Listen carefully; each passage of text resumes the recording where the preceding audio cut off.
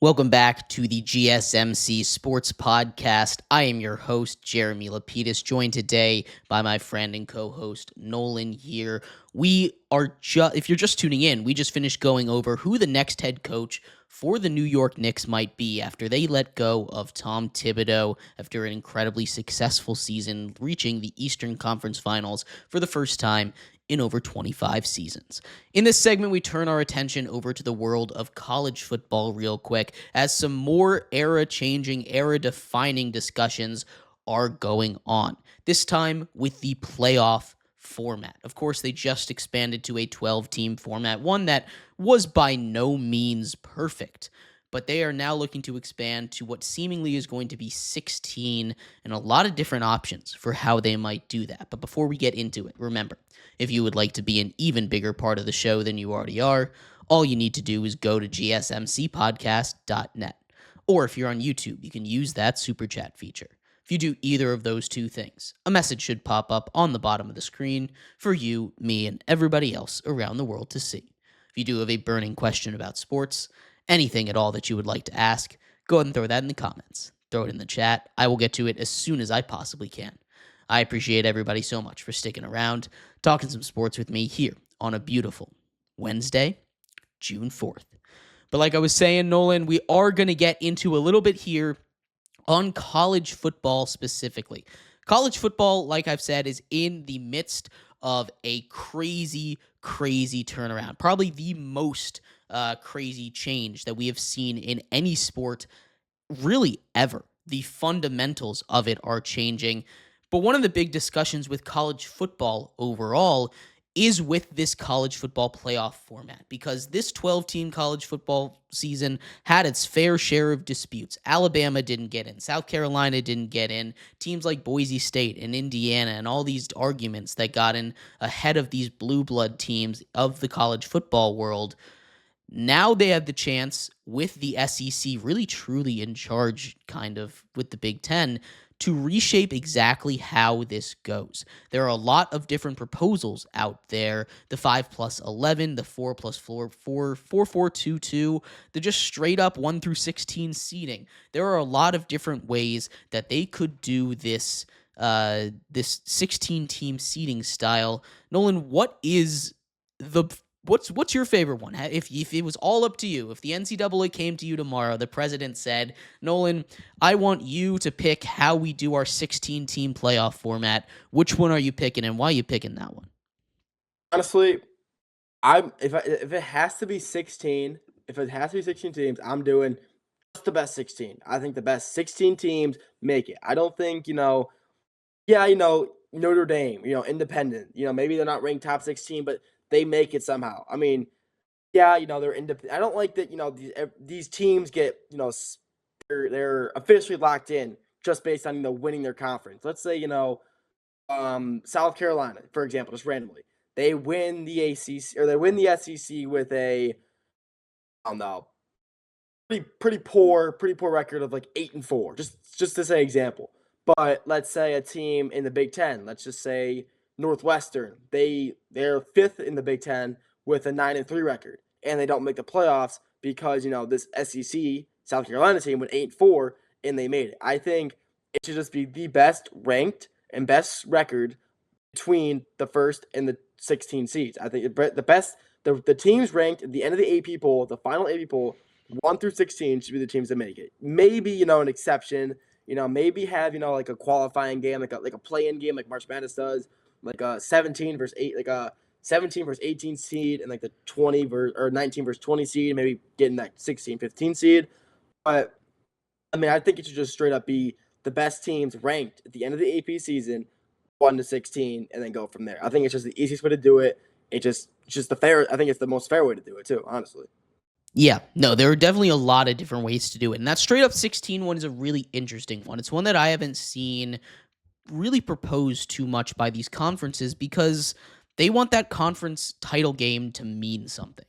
And with that, it can really only hurt your conference to do those conference title games. If you're the Big 12, for instance, right? You have two teams, maybe one team right on that bubble. Say you have Arizona State and Colorado. These two teams are your 1 and 2 in the conference, and they're ranked 12th and 17th in the nation, right? If the 12th ranked team in the nation loses that game, there's no guarantee that that 17th ranked team is going to be good enough to get in with everything else going on in the college football world at that point.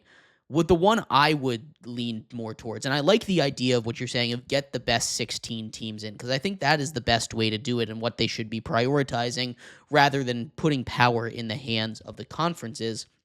What I would propose is my favorite version, the 5+11 model. The 5+11 model, for those who are for those who have not heard of it, is the top 5 ranked conference champions. So that's most likely, not a guarantee, but most likely going to be the Power 4, SEC, Big 10, ACC, Big 12, and then one group of 5 champion gets in.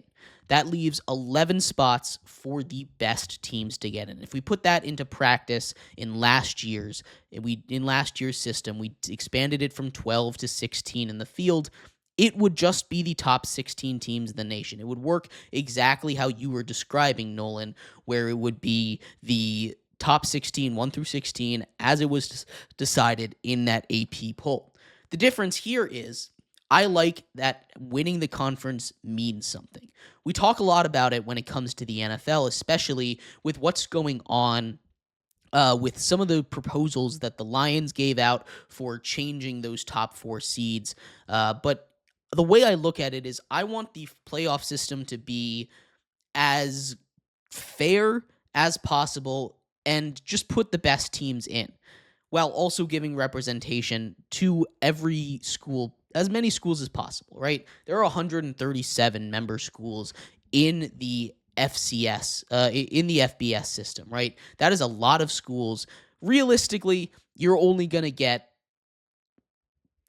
30 of them that have a real shot of making the playoffs, 35, 40 of them.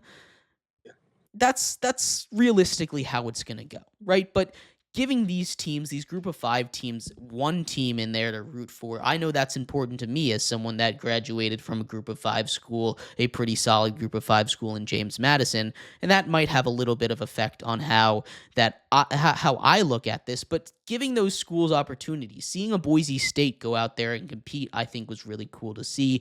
Getting these teams like Tulane into the national spotlight, like JMU into the national spotlight, like an App State, a Marshall, all of these teams into the national spotlight that deserve it can A, help spread out the talent around the sport, and B, just give that boost to some of these smaller schools, these smaller teams, these guys that could really use that national attention, could get more funding dollars that way, get more students to enroll, because sports go as the universities go a lot of times.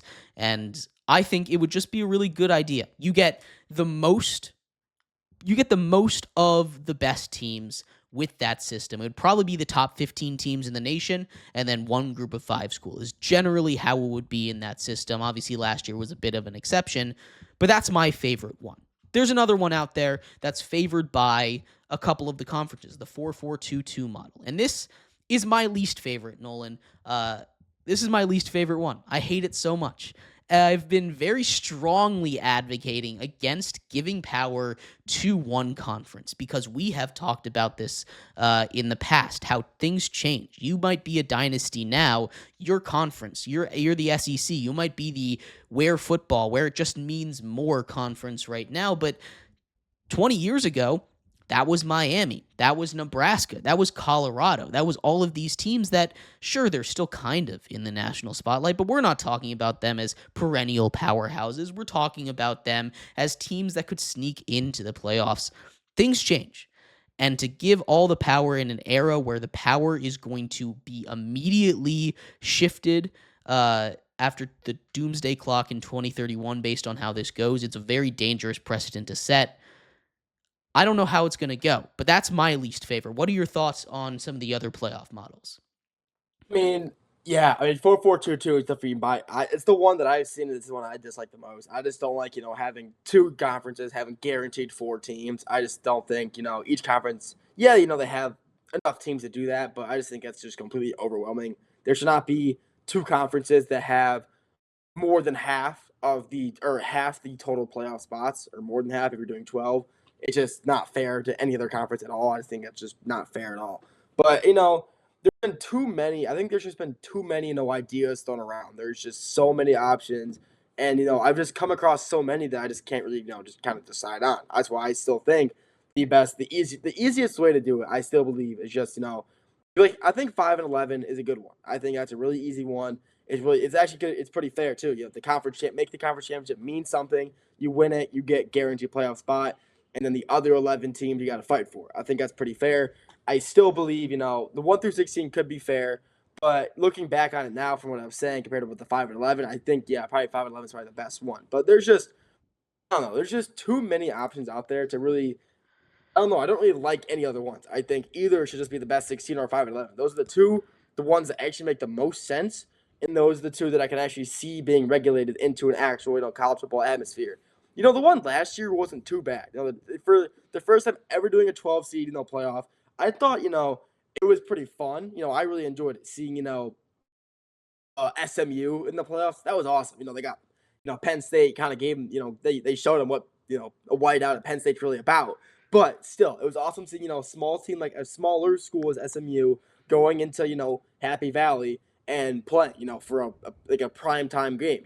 Notre Dame and Illinois. That was a great game to watch. These 12 team playoff is honestly fine. I wouldn't be mind if it kept with 12 and they just made it, kind of maybe reformatted it. But 16 is definitely probably the easiest, just 5-11. You're right there. So, I mean, there's just, I don't know. I just don't like how there's so many options thrown around, and the only two that I think would be honestly good to use is 5-11 and 1-through 16. That's my take. I think we kind of agree on that. I think from what we've both been saying, 5-11 is probably the best one, and hopefully that's the one to get implemented. 2031, we'll see what happens there. Hopefully, something can come through so we don't have to deal with a 4-4-2-2 because I would despise that. But we'll never know. We're not the NC. We're not the directors of the NCAA. We're not running the show. We're talking about it. That's it. Just to play a little bit of devil's advocate there for you, though, in that 4-4-2-2 model, we do have what I think is one of the strong arguments, and it's one that Tate likes to make all the time whenever we talk about this. Look at the ACC. Look at the Big 12. There's no guarantee that they get a spot in that straight 16. There's no guarantee that they get two spots in those 5+11 models that we've been talking about.